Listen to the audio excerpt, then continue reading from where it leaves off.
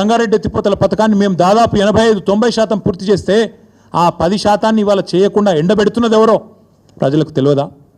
ఆనాడు నల్లగొండ జిల్లా, మా శ్రవంతి గారు ఇక్కడే ఉన్నారు, మునుగోడు, ఆ ప్రాంతం మొత్తం ఆనాడు ఫ్లోరైడ్ బాధతో బొక్కలు ఇరిగి బొక్కలు పూర్తి స్థాయిలో మూలుగ చచ్చిపోయి దారుణాతి దారుణంగా తయారైతే ఆ ఫ్లోరైడ్ అనే మహమ్మారిని తరిమి కొట్టింది కేసీఆర్ పరిపాలన కాదా? అన్నదాతల ఆత్మహత్యలు ఆపింది కేసీఆర్ పరిపాలన కాదా? ఈ సెంట్రల్ గవర్నమెంట్ పార్లమెంట్లో చెప్పిన మాట వాస్తవం కాదా? ఇట్లా చెప్తూ పోతే వందలు ఉన్నాయి. చివరికి ఎంత దారుణం అంటే నల్లగొండ జిల్లాలో ఫెయిల్ అయిన బోర్లే ఇంటి పేరుగా రైతులు మార్చుకునే పరిస్థితి. బోర్ల రామరెడ్డి గారు, ఆయన ఇంటి పేరే బోర్ల రామరెడ్డి, 57 బోర్లేసి బొక్క బోర్లా పడ్డ వ్యవసాయం తెలంగాణలో ఉన్నమాట వాస్తవం కాదా? ఇవాళ మీరు మాట్లాడితే దయ్యాలు వేదాలు వల్లించినట్టు నికృష్టంగా కాంగ్రెస్ గురించి, కాంగ్రెస్ యొక్క గొప్పతనం గురించి, ఇందిరమ్మ గురించి ఎమర్జెన్సీ విధించి ఆనాడు ఎంతోమందిని జైళ్లలో నూకిన ఇందిరమ్మను గుర్తు చేసుకుంటూ మళ్ళీ గుడ్డలు కూడా తీసుకొడతామంటే ఇవాళ తెలంగాణ సమాజం అట్లా చూస్తూ ఊరుకోవడానికి, నిస్తేజంగా చూడడానికి సిద్ధంగా లేదు. రేవంత్ రెడ్డి గారు, మీకు నేను స్పష్టంగా చెప్తా ఉన్నా, నీకు లెక్కలు తెలియకపోవచ్చు కానీ నేను గుర్తు చేస్తా. వాస్తవం ఏంది? 2014లో ఆనాడు కొత్త రాష్ట్రం తెలంగాణ, ఏదో అధికార మార్పిడి కాదు జరిగిందో, కొత్త రాష్ట్రం పుట్టింది. ప్రజల దయతో, పోరాటాలతో, కేసీఆర్ గారి నాయకత్వంలో తెలంగాణ రాష్ట్రాన్ని సాధించుకున్నాం.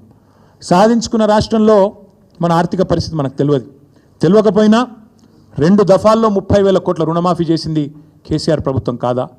ఆనాడు కరోనా వచ్చినా, పెద్ద నోట్ల రద్దు లాంటి సమస్యలు వచ్చినా, కొత్త రాష్ట్రానికి మోడీ గారు ఎన్నో రకాలుగా ఇబ్బందులు పెట్టే ప్రయత్నం చేసినా అన్నీ తట్టుకొని 30,000 కోట్లు రుణమాఫీ చేసింది కేసీఆర్ ప్రభుత్వం కాదా? అట్లాగే ఇక సాగునీటి ప్రాజెక్టులు, వాటిని సస్యశ్యామలం చేయడం, నేను మళ్ళీ చెప్తా ఉన్నా, మీరే కదా ఫామ్ ఏందది రైతు డిక్లరేషన్. మీ రాహుల్ గాంధీ వరంగల్కి వచ్చి ఇన్ని మాటలు చెప్పిండు, ఒక్కటని అమలైందా? ఇంట్లో ఒకటేసారి రుణమాఫీ అన్నారు. 50,000 కోట్ల రుణమాఫీని 12,000 కోట్లకు కుదించి చేతులు దులుపుకున్నారు, అవతల పడ్డారు, అయిపోయింది అంటున్నారు. 12,000 కోట్లు దాటలు ఇంకా ఈరోజు కూడా. మళ్ళీ మాట్లాడితే సిగ్గు లేకుండా 21,000 కోట్లు అని చెప్తారు. మీకు ఇదివరకు కూడా చెప్పినా, మళ్ళీ కూడా చెప్తా ఉన్నా, ఇందులో ఒక్కటని అమలైందా? ఒక్కటంటే ఒక్కటి అయినా సిగ్గు లేకుండా మాట్లాడతారు. అట్లాగే ఎన్నో చేశాం, మీకు చెప్తే చాలా ఉన్నాయి. 2,603 రైతు వేదికలు కట్టినాం. 5,000 ఎకరాలకు ఒక్కొక్కరు చొప్పున అగ్రికల్చర్ ఎక్స్టెన్షన్ ఆఫీసర్లను పెట్టినాం. ఏదో మాటలతోనో డైలాగులతోనో కాలేదు తెలంగాణలో వ్యవసాయ విస్తరణ. కేసీఆర్ గారి నాయకత్వంలో అకుంఠిత దీక్షలాగా, ఒక తపస్సులాగా చేస్తే ఇన్ని రంగాల కలబోత, సాగునీరు, విద్యుత్తు, అట్లాగే ఇరిగేషను, ఇవన్నీ కలిస్తే, గ్రామీణాభివృద్ధి కలిస్తే వాటి సమాహారంగా అల్టిమేట్గా తెలంగాణ ఇలా భారతదేశంలో నెంబర్ 1 అయింది. మేము రెడీ. నువ్వు అసెంబ్లీలో పెడతావా చర్చ, లేదా అంబేద్కర్ కాడ పెడతావా, కొండారెడ్డి పల్లెలో పెడతావా, చింతమడకలో పెడతావా, కొడంగల్లో పెడతావా, గజ్వేల్లో పెడతావా, ప్లేసు నీ ఇష్టం, ఎక్కడంటే అక్కడికి వస్తాం. కానీ నువ్వు తప్పించుకపోయే బాబత్ మాకు తెలుసు. నువ్వు గ్యారంటీ ఏం చేస్తావు? ఈయనకి ఏంటంటే అలవాటు, బురద చల్తాడు, అవతల పడతాడు, ఇట్లా చల్తాడు, ఏదో మాట అంటే డైలాగే నేను ఎక్కడన్నా అని మళ్ళీ అవుతాడు. ఆయననే చెప్పిండి, నిన్న కేసీఆర్ వస్తాడా కేటీఆర్ వస్తాడా అన్నాడు.